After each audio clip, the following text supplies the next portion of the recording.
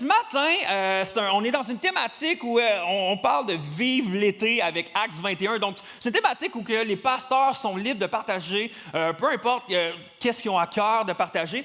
Et moi, je veux vous partager quelque chose ce matin qui m'alimente un peu, mais également que j'entends tellement parler autour de moi. Tellement de gens ici autour de moi, je pense, vont être touchés par ce message-là de près ou de loin. Et la réalité, c'est que s'il y a quelque chose qui nous unit tous ici, ce matin ensemble, c'est que nous sommes des êtres humains yeah, et qu'on prend des décisions. On prend des décisions. En fait, on va tous devoir prendre des décisions tôt ou tard ou même prochainement. Par exemple, est-ce que je dois terminer mes études ou retourner sur le marché du travail? Est-ce que je devrais rester à mon travail présentement ou essayer de changer pour un autre travail, pour un meilleur salaire ou une meilleure opportunité? Est-ce que je devrais m'acheter une nouvelle voiture ou garder ma minoune encore un peu? Est-ce que je dois me marier avec cette personne-là? Ou attendre encore un peu, juste voir si c'est vraiment une bonne décision. Est-ce qu'on devrait avoir en tant que couple un autre enfant ou Dieu est satisfait de ceux que nous avons déjà présentement? Est-ce que je devrais vendre ma maison présentement ou je devrais attendre puis me contenter de la maison que j'ai? Est-ce que je devrais déménager? Est-ce que je devrais rester dans la région de Sherbrooke ou je devrais aller dans une autre ville pour ma vie ou quoi que ce soit? Mais peu importe, si ici ce matin, OK, je vais poser une question. Si ici ce matin, tu es une personne qui, tu dois prendre une décision prochainement, peut-être ceux que j'ai nommés là ou une autre décision, lève ta main. Si tu dis, je suis quelqu'un qui doit prendre une décision prochainement, quand même, il y a plusieurs mains. Puis peut-être que tu ne lèves pas ta main présentement, mais ça va arriver peut-être dans quelques jours, dans quelques semaines, dans quelques mois, mais on a tous des décisions à prendre. Et parmi plusieurs personnes que j'ai rencontrées dans les derniers jours, dans les dernières semaines, dans les derniers mois, puis depuis que je suis pasteur, puis ça va faire, j'ai calculé ça cette semaine, ça va faire 10 ans bientôt que je suis pasteur, qui est quand même incroyable. Merci. Puis il y a des gens qui sont là, on aurait juste dit 1 an. Regarde, s'il te plaît. Hein? Mais il y a tellement de gens qui viennent me voir et qui me disent, Jasmin, c'est quoi la volonté de Dieu pour ma vie? Comment savoir la volonté de Dieu? Quelle est la meilleure décision à prendre selon ce que j'ai à prendre? Puis comment savoir que c'est vraiment ce que Dieu veut? J'ai un choix à prendre et je veux être sûr que Dieu appuie ma décision. Et ce que j'aimerais faire ce matin, vous allez voir, c'est un message tout simple. OK? Fait que ça se peut que tu repars d'ici, tu fais comme, j'ai trouvé ça trop simple. Mais des fois, les plus grandes vérités sont les plus simples. Puis si on n'est pas capable d'appliquer les plus simples vérités, on n'est pas capable d'aller dans les plus compliquées par la suite. Mais j'aimerais vous dire qu'aujourd'hui, j'aimerais clarifier ensemble cette question-là puis vous aider à vous diriger vers la bonne décision que vous êtes appelés à prendre. Comment prendre la bonne décision? Parce que je crois fermement que les décisions que l'on va prendre aujourd'hui vont déterminer les histoires qu'on va raconter demain. Les décisions qu'on va prendre aujourd'hui vont déterminer ce que l'on va devenir et ce qu'on va être en mesure de faire par la suite. Et juste vous dire que ce matin, mon message, j'ai beaucoup basé aussi sur ce livre-là, un livre qui m'a beaucoup inspiré, qui m'a beaucoup aidé, puis c'est un livre que j'ai lu il y a quelques années, en fait pas plusieurs, là, mais il y a quelques années, puis c'est Divine Direction de Craig Groeschel. Malheureusement, il n'a pas été fait encore en français, mais il est en anglais, puis c'est très simple. C'est Craig Groeschel, il y a une manière tellement bonne de pouvoir partager des vérités bibliques d'une manière tellement simple. Donc, si ce matin, il y a quelques trucs qui te parlent, puis tu dis, j'aimerais creuser ça davantage pour ma vie, puis que tu lis l'anglais, j'ai acheté 3 copies. 3 copies au coût de 21 $ qui vont être à la table de livres. Donc, Roxane va être là ce matin pour pouvoir vous le vendre si vous voulez. Donc, j'ai seulement 3 copies. En anglais, mais très simple. Mais s'il y en a qui veulent, vous allez pouvoir vous le procurer. Bref, si on est honnête ensemble ce matin, puis que moi, je vais être honnête avec vous, mais beaucoup d'entre nous, parfois, on n'est pas tellement bon pour prendre de bonnes décisions. Moi, je m'inclus là-dedans. Des fois, je ne prends pas toujours des bonnes décisions. Peut-être que vous êtes déjà arrivé que vous avez regretté des décisions que vous avez prises de dire « Ah, est-ce que je devrais dater ce gars-là ou pas? Est-ce que je devrais aller là-bas ou pas? J'aurais pas dû aller là-bas ou j'aurais pas dû investir dans telle affaire bourse ou dans les bitcoins ou whatever parce que ça a chuté. Là, mais est-ce que j'aurais dû m'arrêter de manger toute la rangée de biscuits? » Tu sais, des fois, on prend des mauvaises décisions. OK? Mais en toute humilité, qui ici, à main levée, a déjà pris une décision permanente basée sur une émotion temporaire? Tu sais, tu te trouves à ressentir comme de la colère, de la tristesse, de l'anxiété ou peut-être de l'amour fou. Puis là, tu prends une décision, puis après ça, tu te décantes de ces émotions-là, puis tu fais comme ah, j'aurais peut-être pas dû prendre cette décision-là. Tu prends une décision irréfléchie basée sur une émotion, puis après ça, tu regrettes. Mais dernièrement, en plus, je lisais un article, puis ça parlait beaucoup de ma génération, donc les milléniaux, et la génération Z, donc ceux qui sont plus jeunes. Et ça disait que présentement, cette génération-là souffre énormément d'anxiété, d'angoisse et de stress. Et puis une des raisons, c'est parce qu'ils ont trop d'options de choix devant eux continuellement.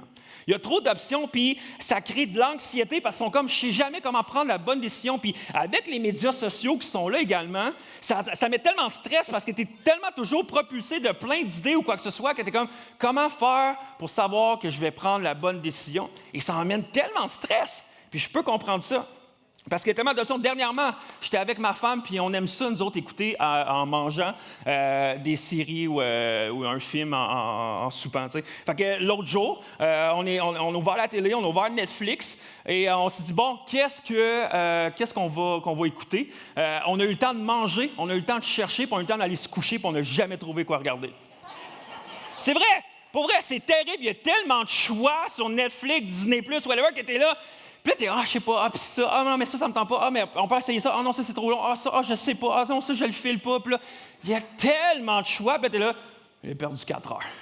J'ai perdu 4 heures sur Netflix, puis là, il y a Siri qui est en train de me parler, excusez, Siri, dis rien, parfait, super. Mais on a tellement d'options qui sont tout le temps devant nous, puis au travers de toutes ces options-là, peu importe dans notre vie, les décisions qu'on doit prendre, c'est tellement difficile de savoir c'est quoi la volonté de Dieu. Puis on veut tout, si on est chrétien, quelque chose qu'on veut, c'est savoir la volonté de Dieu. On veut plaire à Dieu, on veut qu'on soit dans ses plans. Et donc, ce matin, on va discuter ensemble quelle est la volonté de Dieu pour ma vie. Quelle est la volonté de Dieu pour ma vie? Et ce matin, j'aimerais voir avec vous 2 choses que Dieu se soucie principalement. OK? Donc, on ne va pas regarder à toutes les situations de ta vie, mais on va regarder à 2 choses principales qui, selon moi, peuvent être de bonnes bases pour connaître la volonté de Dieu pour ma vie. Est-ce que vous êtes prêts ensemble qu'on regarde ça? Oui. Super. Premièrement, Dieu se soucie du qui avant le quoi. Dieu se soucie du qui avant le quoi. Dieu se soucie du qui tu es personnellement avant de se soucier de ce que tu peux faire vocationnellement.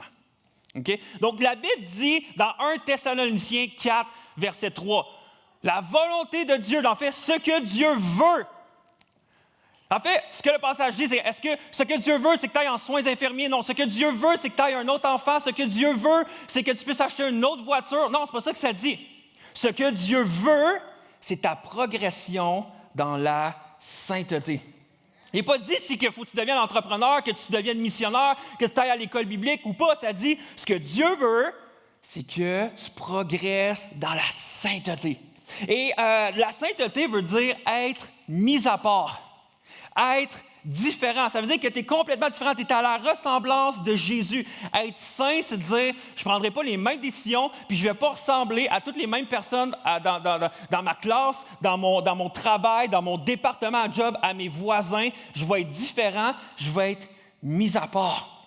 Et ce qui est intéressant, c'est que lorsqu'on regarde aux paroles de Jésus, jamais Jésus va parler de notre carrière. Lorsqu'on regarde dans les évangiles où est-ce qu'on voit beaucoup les propos de Jésus, on ne voit jamais vraiment Jésus parler d'une carrière. Fais ceci, va là-dedans, deviens charpentier, non, sois un pécheur. Ça ne dit pas ça. En fait, quand Jésus parle de notre appel ou puis de sa volonté, il parle beaucoup plus de notre caractère que de notre carrière. En fait, les fois que Jésus a plus parlé d'une carrière, c'est des moments où est-ce qu'il disait peut-être que tu vas vouloir quitter ta carrière pour pouvoir me suivre. Peut-être que tu vas vouloir quitter ta vocation pour pouvoir pleinement suivre ce que j'ai pour toi. Tu vas pouvoir peut-être pas garder ce que tu fais, mais poursuivre qui est vraiment important. Donc, j'aimerais te dire aujourd'hui, Dieu se soucie beaucoup plus de qui tu es au niveau de ton caractère, de ce que tu peux faire, de ta carrière. Alors, qu'on se pose souvent la question, qu'est-ce que Dieu veut que je fasse? Une meilleure question devrait plutôt être, qui est-ce que Dieu veut que je devienne? Qui je suis appelé à être? Tu sais, par exemple, je vais vous poser une question. Là. Tantôt, j'ai dit que ça va faire près de 10 ans soyez gentils avec moi, mais ça va faire presque 10 ans que je suis pasteur. OK? Qui ici, selon votre compréhension de tout ça, mais pense quand même que j'ai été appelé à être pasteur, que c'est un appel d'être pasteur? Qui pense ça ici? Pour tous ceux qui n'ont pas levé la main, vous me blessez, là. Mais c'est correct. C'est correct. Mais si tu crois que j'ai été appelé à être pasteur, c'est bien, OK? Puis je pense aussi. Mais en fait, c'est mon appel secondaire. C'est pas mon premier appel d'être pasteur. Mon premier appel, en tant qu'homme, c'est de vivre une vie qui plaît à Dieu. Une vie dans la sainteté. Mon premier appel à moi, même si je suis pasteur, c'est d'honorer Dieu et de ressembler à Jésus dans la manière que je vis jour après jour après jour. Parce que comme j'ai mentionné, Dieu est beaucoup plus concerné par mon caractère que par ma carrière. Donc, être pasteur, c'est le faire. C'est qu'est-ce que je fais. Mais d'être fidèle à Jésus, c'est qui je suis. Ou qui je suis appelé à être. En d'autres mots, je pourrais être pasteur, puis être là, puis vous partager un message ce matin, puis être complètement hors de la volonté de Dieu pour ma vie. Je pourrais être ici, avoir une vie déréglée. Je pourrais être pasteur, là, je pourrais être ici, avoir une vie déréglée, jamais confesser mes péchés, avoir des manquements, puis d'être complètement dehors de la volonté de Dieu pour ma vie. Et d'être là, OK, Dieu, qu'est-ce que tu veux pour l'Église? Qu'est-ce que tu veux pour Acts? Qu'est-ce que tu veux pour les groupes collection, tout ça? Puis Dieu parle, non, je veux te parler à toi qui t'es dans ton cœur. Et la réalité, c'est que Acts 21 pourrait devenir la plus grosse église pertinente à Sherbrooke, puis avoir moi comme pasteur, puis que les gens viennent voir, allez voir Jasmin comme le prédicateur, il est extraordinaire. Mais si je ne traite pas ma femme avec honneur, avec respect, avec amour, mais je ne suis pas dans la volonté de Dieu. Et ça, c'est qui je dois être. Je peux emmener continuellement des personnes à l'église puis vivre des baptêmes. Puis ça, c'est des super beaux dimanches à Acts 21 qu'on vit des baptêmes. Mais si je n'ai pas une vie intègre, que je mens dans mes impôts, que je vole l'argent, mais je ne suis pas dans la volonté de Dieu. J'aimerais dire, tu sais, des fois, il y en a beaucoup ici, puis des fois, on met tellement l'emphase, des fois, en tant que croyant, sur les dons, les talents que Dieu nous a donnés. Puis là, c'est comme, faut que tu mettes à profit les dons et les talents que tu as donnés. Mais tu as beau chanter, ou tu as beau servir, ou tu as beau faire n'importe quoi avec le don que Dieu t'a donné, mais si tu n'es pas qui Dieu t'appelle à être, tu es hors de sa volonté. Même si tu appliques les dons qu'il t'a donnés. La volonté de Dieu, c'est toujours notre caractère avant notre profession, toujours notre caractère avant notre type d'emploi, toujours notre caractère avant notre domaine d'études, toujours notre caractère, peu importe avant ce qu'on veut faire. Dieu se soucie de qui tu es avant ce que tu fais. Et qui tu es, par la suite, va déterminer de comment tu fais les choses, parce que ça va émaner de toi. Donc, je crois sincèrement que Dieu préfère que je fasse tout avec intégrité, que je sois un pasteur, un homme qui semble spirituel, mais qui n'est complètement pas intègre. Et je crois sincèrement qu'à Acts 21, c'est ça notre cœur également. C'est ça notre cœur en tant que pasteur. On veut être des pasteurs intègres. Puis sachez-le, à chaque semaine, les pasteurs se discutent ensemble, puis on se challenge. Puis pour notre cœur, c'est de toujours être intègre dans qu'est-ce qu'on fait. On veut que Acts soit intègre. Puis tu sais, on sait que dans le Québec d'aujourd'hui, les églises, c'est encore difficile des fois quand on parle d'elles. Puis souvent, les églises ont même eu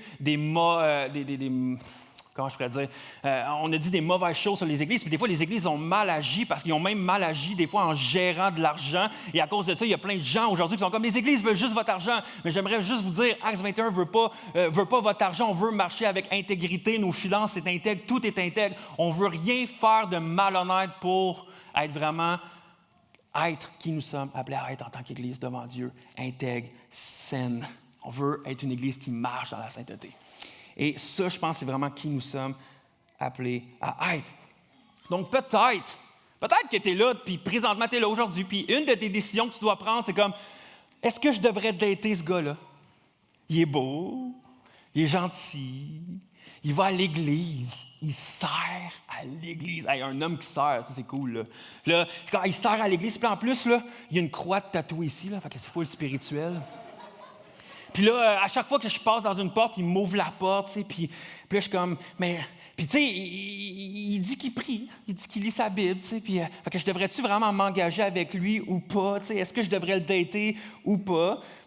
En fait, tu sais, que tu veuilles dater ce gars-là ou pas, tu devrais vivre avec intégrité et pureté, peu importe que tu le dates ou pas.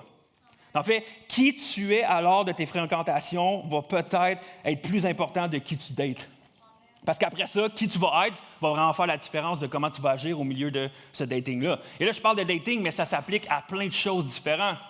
Tu peux être un employeur, tu peux être un employé, comment tu vas être au travail, comment tu vas être, tout ça s'applique. Est-ce que je devrais garder ma job ou switcher de job? Est-ce que je devrais déménager ou pas? Avant de te poser la question de ce que tu devrais faire, cherche à savoir qui tu vas être dans cette nouvelle vie-là.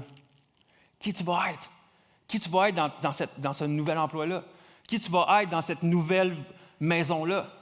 Est-ce que tu veux connaître tes voisins ou tu veux encore vivre de façon à ce que, individuelle, tu t'occupes de tes affaires? Qui tu veux être? Parce qu'on est appelé à être la lumière du monde. Est-ce que tu veux être la lumière du monde? Où tu vas être? Ou tu veux juste regarder? Non, moi, je change juste de job parce que ça va juste me donner plus d'argent dans mes poches.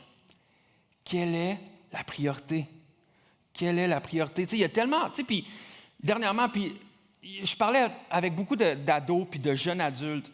Puis il y en a beaucoup même dernièrement qui se posent des questions. Est-ce que je devrais aller à l'école biblique? Est-ce que je devrais aller m'investir pendant 1 an ou 2 dans l'école biblique ou je devrais aller tout de suite sur le marché du travail, puis aller en soins infirmiers ou en mécanique ou peu importe. Puis il y a tellement de gens qui pensent que c'est quoi le flou là-dedans, puis tout ça. Puis des fois, même des domaines d'études, il y a des gens qui viennent me voir, Jasmin, je ne sais pas, je devrais aller dans cet emploi-là ou cet emploi-là. Puis je ne suis pas sûr, moi, qu'à un moment donné, que tu dis, je pense que Dieu il me pointe vers les soins infirmiers, puis là, si tu vas en soins infirmiers, Dieu est vraiment là. Là, tu es dans ma volonté.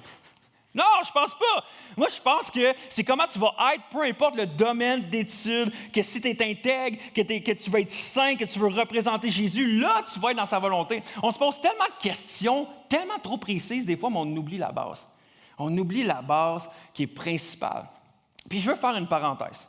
Je vais faire une parenthèse ici. Là, ça va être mon cœur de pasteur. OK? Puis avec l'ancien pasteur jeunesse, jeune adulte que j'ai en dedans de moi, je me considère encore toujours super proche d'eux, mais il y a beaucoup présentement d'ados, de jeunes adultes qui souhaitent aller à l'école biblique. Puis en tant que pasteur, je vais toujours pousser ça. Puis là, tu vas te dire, ouais, mais ça fait partie de ta job. Non, ça fait partie de mon cœur. Je vais toujours encourager les jeunes, si tu aimerais investir 1 an, 2 ans, de dire, allez à l'école biblique. Vas-y. Oui, ça demande de l'argent. Oui, ça va demander quelques sous. Oui, tu vas faire peut-être des demandes de financement, tout ça, mais moi, j'aimerais t'encourager à y aller. Puis, les combats que je reçois souvent, c'est que ces jeunes-là viennent me voir et vont faire, mes parents ne sont pas tant d'accord. Puis, je ne veux pas m'interposer là, dans vos relations. Là.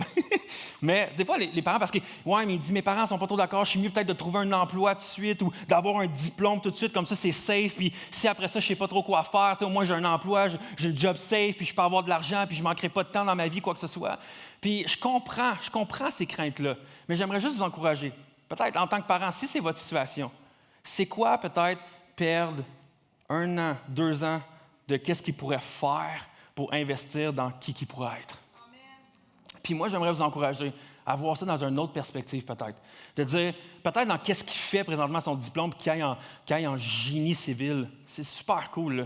Mais le 1 an ou 2 qui investit dans qui il est, dans sa connaissance de qui il est en tant qu'enfant de Dieu, en tant que croyant, en tant que chrétien, c'est quoi ses dons, ses talents qu'il apprend à se connaître, mais ça va le suivre toute sa vie. Puis ça va le suivre dans tout ce qu'il va faire. Quand il soit en génie civil, qu'il soit en soins infirmiers, qu'il soit au couche-tard, au McDo, peu importe, ça va le suivre. Alors, des fois, juste de changer notre perspective, parce que c'est vrai qu'avec nos yeux humains, des fois, c'est inquiétant. Mais laissons pas nos inquiétudes prendre le dessus, mais laissons la foi et la grâce de Dieu bâtir cette génération-là. Et ça, c'est mon cri de cœur pour eux. Fin de la parenthèse. Mais, je le répète encore, Dieu est beaucoup plus concerné par qui tu es que par le quoi tu fais. Donc, dites avec moi le qui avant le quoi. OK. Et maintenant, le pourquoi avant le quoi. Super, on va l'avoir, guys. On va l'avoir. La bibliothèque commence à se réveiller. J'aimerais te dire le pourquoi. Dieu se soucie du pourquoi avant le quoi.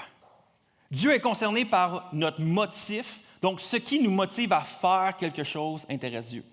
Proverbe 16, Verset 2 nous dit ceci. Vous pouvez penser que tout ce que vous faites est bien, mais c'est l'Éternel qui évalue vos motivations. Ouh. Et ça dit dans une autre version, chacun pense agir toujours correctement, mais le Seigneur examine le fond du cœur. Des fois, c'est fou à quel point qu'on pense que si moi je trouve que c'est une bonne idée, mais Dieu est d'accord avec moi tout le temps. Pas tout le temps, pas tout le temps. Et on en a parlé au début de l'année, pour ceux qui se souviennent, qui étaient là avec nous à Acts 21, mais je crois qu'on doit prier continuellement cette prière-là, puis moi, je dois me le rappeler. Cette prière-là que David a priée, qu'on retrouve dans le psaume 139, versets 23 et 24, qui dit « Ô Dieu, sonde-moi, ô Dieu, regarde au fond de mon cœur et connais-moi. Examine mes pensées et vois mes soucis. Regarde si je suis sur un chemin dangereux et conduis-moi sur ton chemin, ce chemin qui est sûr pour toujours. » Des fois, on pense tellement que ma décision, c'est la meilleure. Je prends une bonne décision, je le sais, qu'est-ce qui est le meilleur pour ma vie. Mais il faut faire attention, il faut examiner c'est quoi notre motivation, qu'est-ce qui est à l'intérieur de nous. Lorsqu'on cherche la volonté de Dieu pour quelque chose, on doit continuellement chercher et prier les motivations de notre cœur. Nos motivations vont démontrer si nous sommes en train de progresser dans la sainteté. Est-ce que ma décision est une décision qui m'amène plus de confort? Pour moi, c'est plus stable, ça m'amène plus d'argent, ça m'amène plus d'assurance dans ma vie ou ça m'amène plus vers la sainteté, ce que Dieu veut vraiment pour moi. Puis il faut savoir que c'est quasi impossible de se rendre à la bonne destination quand on a la mauvaise motivation. Des fois, on pense « Ah, je veux me rendre là », mais nos motifs sont malsains, que ça va nous amener à dévier. C'est quasi impossible de se rendre à la bonne destination avec de mauvaises intentions. Nos intentions sont importantes pour Dieu. Puis c'est pourquoi, selon moi, on doit se poser la question toujours, pourquoi je pense ça? Pourquoi je veux faire ça? Pourquoi je veux aller là plutôt que là? Puis, on va être honnête, c'est plate de se poser cette question-là, parce que ça sonde nos vrais motifs. Puis moi, j'ai souvent beaucoup d'idées. Et avec mon orgueil, je pense souvent que mes idées sont meilleures que pas mal tout le monde. C'est vrai. Demande à Pasteur Philippe. Temps, là. Mais non, mon idée est meilleure. Mais la réalité, c'est que, puis avec ma femme aussi, je pense qu'on devrait faire ça, c'est la bonne décision. Puis elle questionne tout le temps. Pourquoi? Puis là, t'exprimes ton pourquoi. Puis c'est comme, ben, je suis pas trop d'accord. Ouais, c'est plus mon désir à moi, mon confort, tout ça. C'est challengeant de se poser le pourquoi, mais on doit le faire plus souvent. Quelle est ta motivation? Tu veux acheter une nouvelle voiture? Pourquoi tu vas acheter cette nouvelle voiture-là? Ah, mais c'est parce que ça va être plus économique, ça va être meilleur pour notre budget, ça va être plus sécuritaire parce que mon enfant commence à pogner son permis de conduire puis je veux qu'il ait une bonne voiture. Super! Ou c'est pour montrer à tes voisins ou à ta famille à quel point tu es capable de t'acheter cette belle voiture-là? Puis à quel point que tu as du cash puis que, c'est cool, tu as l'air d'avoir du succès. C'est-tu parce que tu veux démontrer à quel point tu es incroyable? Pourquoi tu veux publier cette photo-là sur les réseaux sociaux? Pour démontrer à quel point que ta vie a de l'air exceptionnelle? À quel point que tu as l'air d'avoir plein de fun? Ou c'est pour montrer quelque chose de bénissant, d'encourageant, puis qui tu le sais qu'il va avoir un bénéfice derrière ça? Ou tu veux te montrer de l'attention? Tu vas avoir des likes, tu veux te sentir aimé, tu veux te sentir important? Puis que tu te prouves en mettant ça sur les réseaux sociaux que tu essaies de te convaincre toi-même que c'est intéressant ce que tu fais? C'est quoi ta motivation? Non, mais pour vrai, c'est quoi nos motivations? C'est quoi nos motivations? Pourquoi tu achètes des fleurs à ta femme? Parce que tu veux l'honorer, l'aimer, la remercier? Ou tu peux avoir une petite soirée, une petite fun? Hein? Acheter des fleurs, après ça, m'avoir des attentes. C'est quoi tes motivations? C'est quoi tes motivations derrière? Est-ce que tu veux chérir ta femme, tu veux l'honorer, ou tu veux juste avoir ce que tu désires finalement derrière? Il y a tellement des fois qu'on va faire des choses juste parce qu'on a une motivation qui est cachée derrière. Et on doit questionner notre cœur. Pourquoi je veux prendre cette décision-là? Pourquoi je fais ça? C'est quoi notre agenda derrière? Demande-toi, à chaque fois que tu as une décision à prendre, pourquoi je veux faire ça? Pour arriver à mes fins ou parce que je sais que ça va être le meilleur? Puis j'aime ce que Paul dit dans Colossiens 3, verset 17. Il dit, « Dans tout ce que vous pouvez dire ou faire, agissez au nom de Jésus. » Dans tout! Ça fait mal. Hein? Même, il va dire à une autre place, quand même que vous prenez un verre d'eau, faites-le dans le nom de Jésus. Tu vas le boire, tu vas le savourer. Mais dans tout ce que vous faites, est-ce que tu peux dire, c'est quoi, Dieu serait Jésus serait fier de la décision que je prends. Ça honore Jésus, la décision que je suis en train de faire. Mon motif, là, ça honore Jésus. Dans tout ce que tu fais, que tu sois une mère à la maison, tu fais du ménage, tu essuies la craque de ton enfant, il essuie la craque comme jamais tu as lavé la craque. Fais-le dans le nom de Jésus, donne-toi. Non, mais pour vrai, fais-le. Des fois, on pense que c'est ingrat. Non, donne-toi. Fais tout dans le nom de Jésus. Genre, sois là, aime ton enfant, change les couches, sois là, honore-le, aime-le. Donne tout ce que tu as pour cet enfant-là. Donne tout. Tu travailles dans un casse-croûte, tu es le responsable des frites. Sois le responsable des frites jusqu'au bout. Fais-le, flippe les frites comme tu n'as jamais flippé les frites, puis fais-les de la meilleure manière. Puis après ça, tu vas être upgradé, tu vas être le flipper de boulettes. Mais flippe les boulettes comme jamais tu as flippé les boulettes. Fais-le, puis après ça, peut-être tu vas devenir gérant de corps. Puis après ça, tu vas être intègre, tu vas être fidèle, tu vas honorer. Fais-le. Honore. Ton patron, c'est un trou de... Honore-le. Aime-le. On a tous des problèmes avec deux employés. On a tous des employés qu'on aime moins. On a tous des patrons qu'on trouve exigeants. On a toutes des situations dans notre travail qu'on trouve ça difficile. Mais honore, respecte, fais tout, fais ton travail avec honneur. Pas comme si tu sers ton patron, mais comme si tu sers Jésus. Que tu sers à l'Église. Fais-le pas comme si tu étais en train de servir juste quelqu'un que tu dis « Ouais, mais je te connais pas ». Sers comme si tu servais Jésus. Fais tout, aime ta femme, aime ton mari, comme Jésus l'aimerait. Ouais, mais c'est dur, c'est sûr. Mais vas-y avec tes motivations. Fais-le pleinement au nom de Jésus. Le qui avant le quoi, le pourquoi avant le quoi. Puis, je veux vous partager aussi personnellement dans ma vie, dernièrement, pas dernièrement, mais je recule de plusieurs années, là, au début de ma foi chrétienne, j'étais tellement impressionné, surtout des gens qui, des pasteurs, des leaders, des gens qui faisaient de grandes choses. Puis je lisais des biographies de gens exceptionnels qui ont transformé, qui ont eu des grosses églises, qui ont fait des trucs, puis que finalement, tôt ou tard, tu apprends qu'il y avait une vie déréglée. Que le caractère derrière ne représentait pas vraiment ce qui se passait sur le haut d'un stage ou dans leurs accomplissements. Puis ça a tellement changé ma perspective au cours des dernières années. Puis alors que j'en parlais même avec des collègues pasteurs de d'autres églises, quoi que ce soit, puis on était comme « Hey, il faut tellement protéger notre cœur. Il faut tellement protéger notre cœur. » Puis quand on se rend compte qu'on regarde même autour de nous, dans nos collègues de travail, dans nos voisins, tellement de gens laissent paraître quelque chose de super exceptionnel. Puis on peut regarder à ça puis dire « Hey, ça m'inspire, j'ai soif de ça. » Puis finalement, tu regardes derrière puis c'est n'importe quoi. Puis ça m'est arrivé même dernièrement, comme je suis de moins en moins sur les réseaux sociaux. Je suis de moins en moins sur Instagram. Parce qu'on va se le dire, Instagram, c'est fake. Il n'y a rien de pire que des fois, je vois des photos de couples, ils sont tellement là extraordinaires, ils font des voyages, ils font des super trucs, mais tu le sais que derrière ça, ça se passe pas bien. Mais là, toi, tu regardes ça puis tu te sens mal parce que tu te dis, moi, je ne prends pas de photos comme ça. C'est-tu parce que ça va pas bien dans mon couple? Est-ce que je devrais le faire? Est-ce que je devrais démontrer à tout le monde que ça va bien dans mon couple? Est-ce que c'est ça que je devrais faire? Non, je vais être intègre. Je vais être intègre. Puis ce que ça fait, c'est que ça crée de l'angoisse, de l'anxiété. Puis là, tu commences à regarder les voyages des autres, tu commences à regarder toutes les affaires, puis tu te rends compte que c'est fake, c'est vide. Puis que finalement, il se passe plein de dérèglements derrière ça.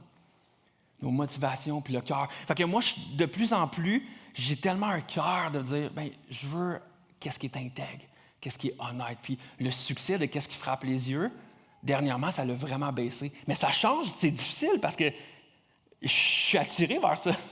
Je suis attiré par qu'est-ce qui frappe les yeux, ça m'attire, j'ai le goût, il y a quelqu'un qui arrive près de moi avec un nouveau char. Ça se peut que dans la semaine, je magasine des nouveaux chars, là. Y a-tu juste moi qui fais ça? Non? Quand tu as des amis qui parlent, qui magasinent une maison, pourquoi tout d'un coup, la soirée même, je suis sur duproprio.com? D'un coup. Mais j'en ai pas plus d'argent. Mais on dirait qu'on est tous influencés.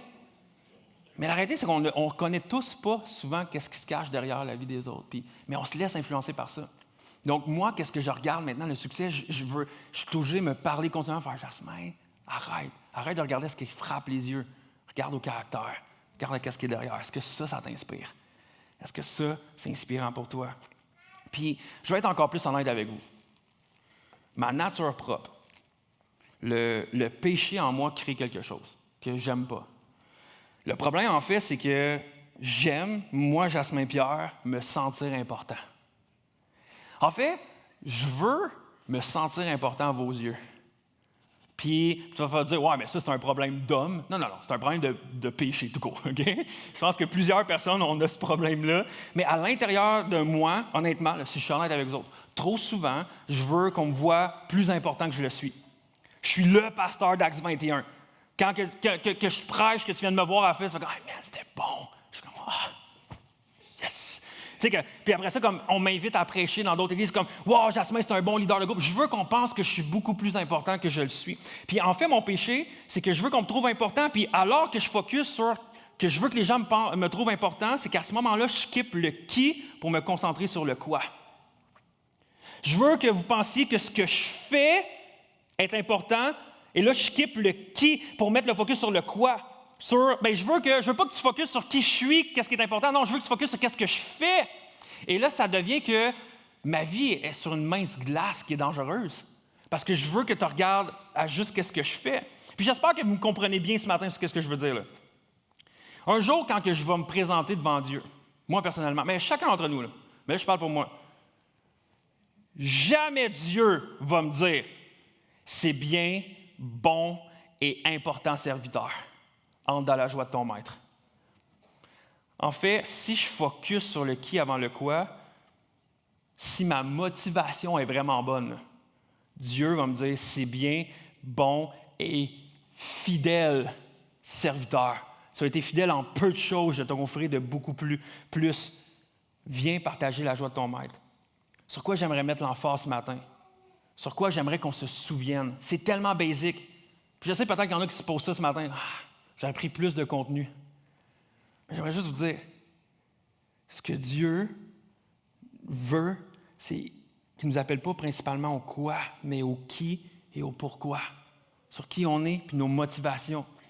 Puis je dis bien si je suis moi, par exemple, un fidèle serviteur, en d'autres mots, si je suis fidèle dans de petites choses, bien Dieu va m'en donner de plus grandes. Si je suis fidèle dans le qui, le pourquoi, que je veux être intègre, je veux être honnête, je veux marcher dans la sainteté, je veux être digne de confiance, alors Dieu, après ça, va me confier plus grande puis il va me diriger de plus en plus dans qu'est-ce qu'il veut que je fasse.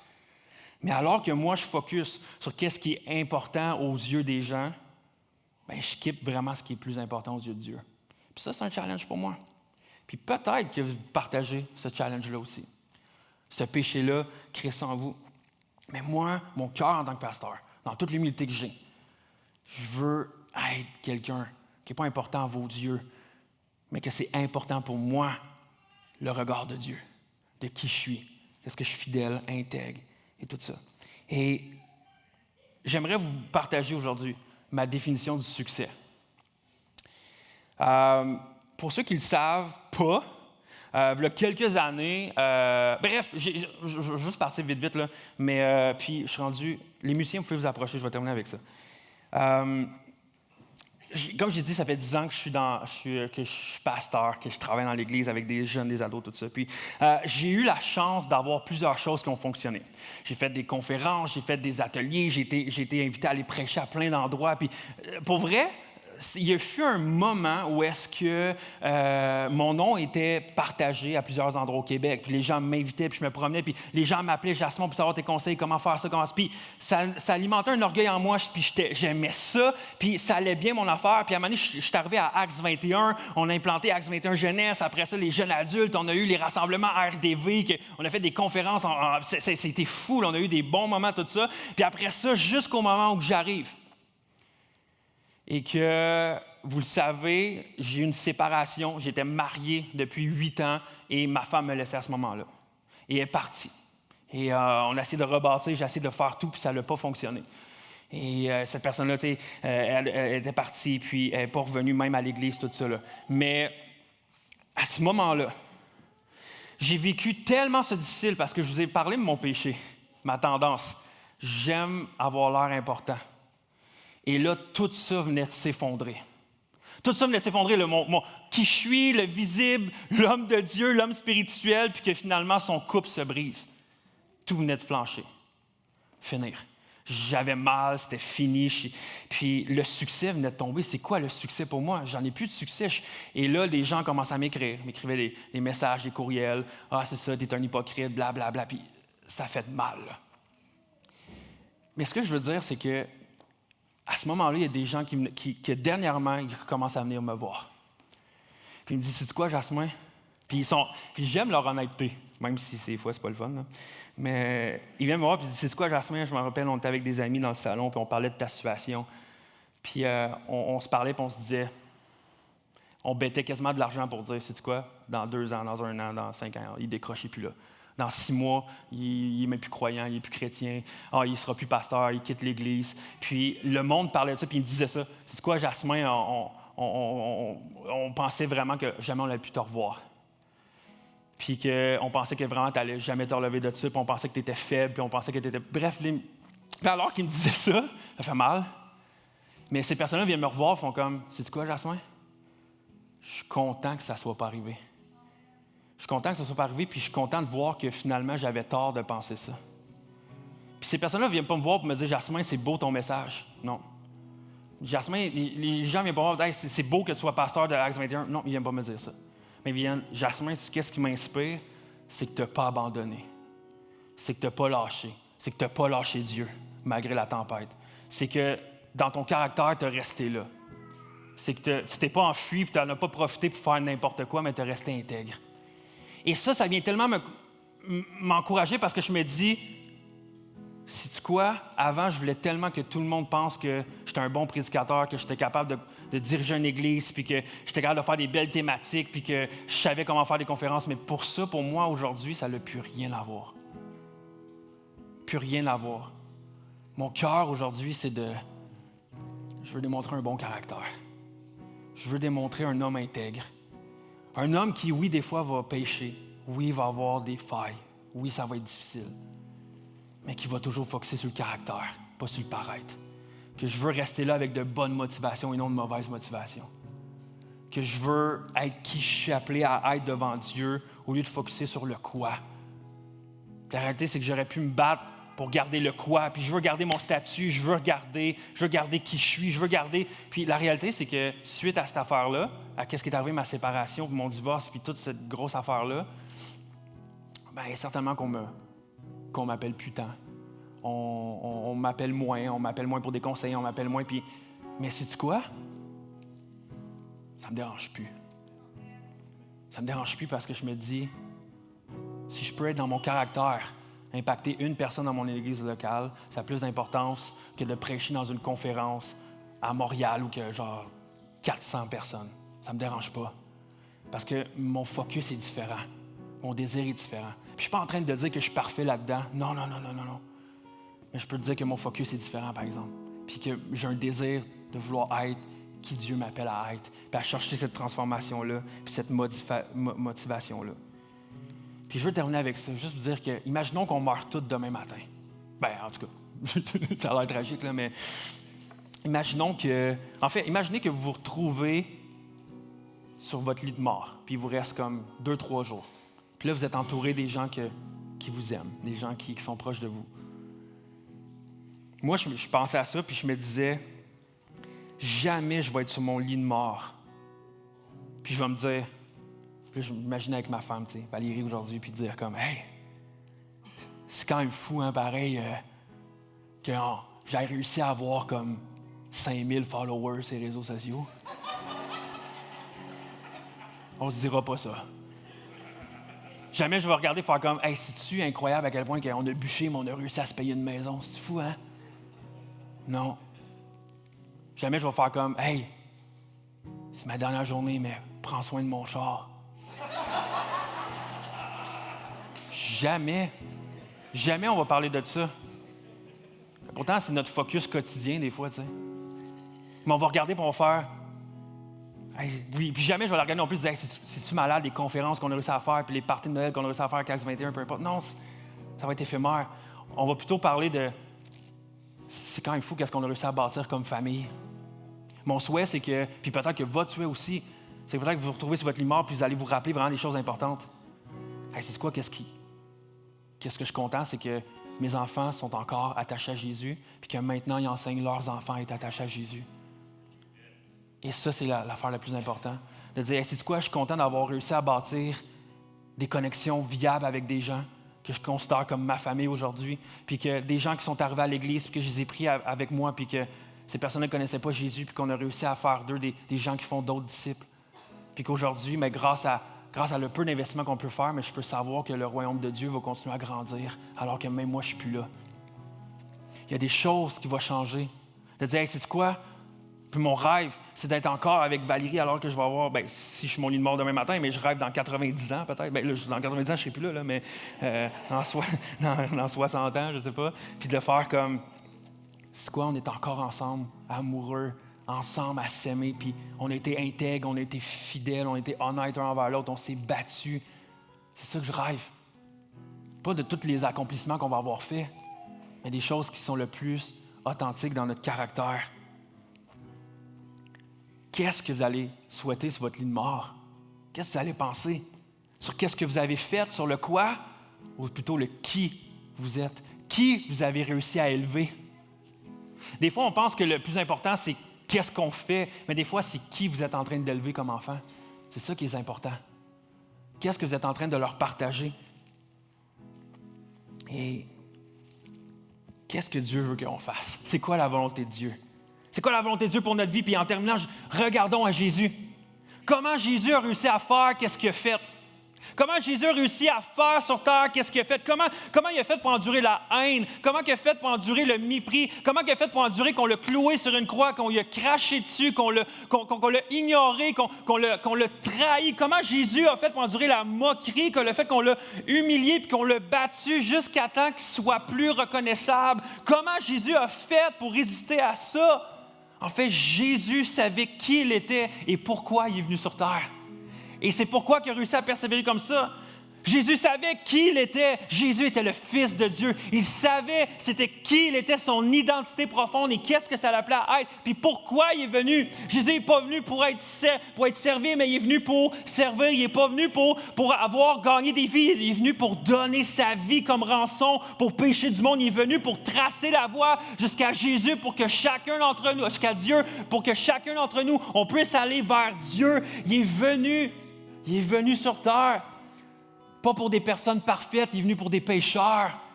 Il n'est pas venu pour des personnes en santé, mais il est venu pour des malades. Le qui détermine le quoi et le pourquoi détermine le comment. Quand on sait qui nous sommes en Jésus, même nous aujourd'hui, alors on est capable d'endurer les difficultés que la vie nous envoie aussi. Quand on sait qui on est, quand on sait pourquoi nous sommes sur terre, ça va déterminer par la suite qu'est-ce qu'on va faire. C'est quoi la volonté de Dieu? C'est quoi la volonté de Dieu? On cherche tellement ça. Je crois personnellement que si on cherche à être qui nous sommes appelés à être, Dieu va nous aider à choisir la bonne chose à faire. Si on devient centré sur Christ, avec intégrité, si on est motivé par le bon pourquoi, Dieu va nous diriger vers la bonne chose à faire. Peu importe ce que tu fais, que tu sois un enseignant, un élève, un ado, un parent, que tu aies un travail, que tu aies perdu ton emploi, que tu sois sur le bord de la retraite ou tu rentres sur le marché du travail, que tu sois en train de vouloir concevoir un enfant, que tu sois rendu à ton 3e, 4e enfant. Recherche à être droit dans ton caractère et à plaire à Dieu. Après ça, Dieu va te diriger vers la bonne décision. Puis cherche tes motivations. J'aimerais terminer en prière avec vous. Est-ce qu'on peut se lever ensemble?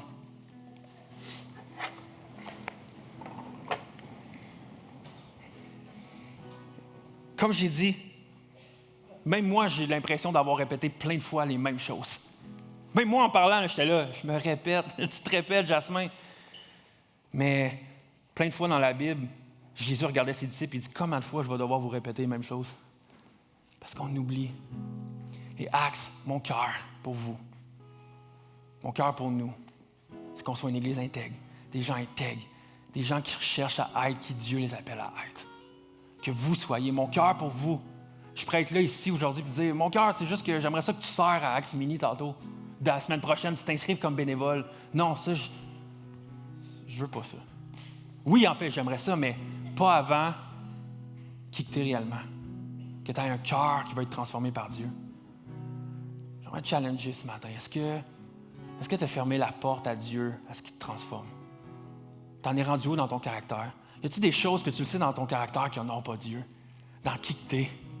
la manière que tu travailles, la manière que tu gères ton argent, la manière que tu parles à ta femme, la manière que tu agis avec tes enfants, la manière que tu élèves, la manière que tu es à ton travail.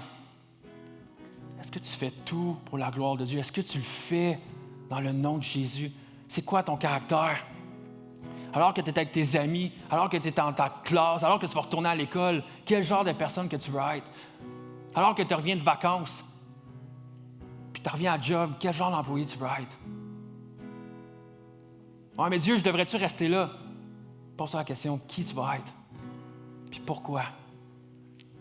J'aimerais te challenger aujourd'hui, à l'image de Jésus. Recherche qui tu es pour définir après ça qu'est-ce que tu vas faire. Et Dieu va te guider. Recherche à grandir dans la sainteté. Recherche à grandir dans la sainteté. Puis pas pour rechercher la faveur de Dieu. La faveur de Dieu est déjà là. Jésus a gagné cette faveur-là à notre place parce que Jésus savait vraiment qui est venu puis pourquoi, qu'est-ce qu'il a fait des choses. Mais recherchons la faveur. Pas la faveur, mais la sainteté de Dieu. Pour qu'il puisse nous transformer. Puis qu'on soit ces chrétiens-là, qui est une bonne nouvelle à Sherbrooke. Prions ensemble. Dieu, des fois, je te demande pardon parce que des fois, moi, le premier, je focus tellement sur les choses qui ne sont pas prioritaires. Sur le faire, sur les choses, sur qu'est-ce que je vois avec mes yeux. Mais Dieu, aide-nous ce matin à voir l'invisible. Notre cœur, notre être, notre vie. Dieu, viens nous transformer dans notre caractère. Dieu, empêche-moi d'être un homme qui utilise les dons pour lesquels que tu me donnais, mais que j'utilise avec un mauvais caractère et une mauvaise intégrité. Dieu, je te prie d'empêcher peut-être des hommes d'affaires qui ont des dons pour le faire, mais que finalement, ils n'ont pas le bon caractère pour le soutenir. Transforme le caractère. Dieu, je te prie pour des parents qui présentement focus sur le faire, mais je te prie de travailler leur caractère pour qu'ils puissent être des bons parents qui élèvent, qui honorent, qui soient de bons exemples pour leurs enfants. Dieu, je te prie pour des étudiants qui arrivent et qui se tiennent debout dans leur caractère devant la pression des autres. Dieu, viens nous aider à comprendre qui nous sommes en toi. Puis viens sonder nos cœurs pour connaître nos motivations. Et que cette semaine, alors qu'on va être appelé à prendre des décisions, dans les prochains mois, on va être appelé à prendre des décisions. Dieu, dirige-nous à prendre la bonne décision, alors qu'on va focusser sur les bonnes choses. Donc Dieu, merci pour ta présence, merci pour qui tu es, merci pour le modèle de Jésus, qui est le modèle parfait pour nous, de quelqu'un qui a su quel était son caractère, puis pourquoi il était venu sur terre. Puis aujourd'hui, on veut célébrer Jésus, qui est ce modèle-là pour nous. On veut chanter à quel point il est extraordinaire. Donc Dieu, alors qu'on va chanter à ton Fils, puis te remercier pour cet exemple-là, que ton esprit puisse travailler dans nos cœurs ce matin et nous transformer. Donc Père, je te remercie pour cette matinée et fais une œuvre puissante en nous, dans le nom puissant de Jésus. Amen. Amen. Alors prions notre Seigneur ensemble. Louons.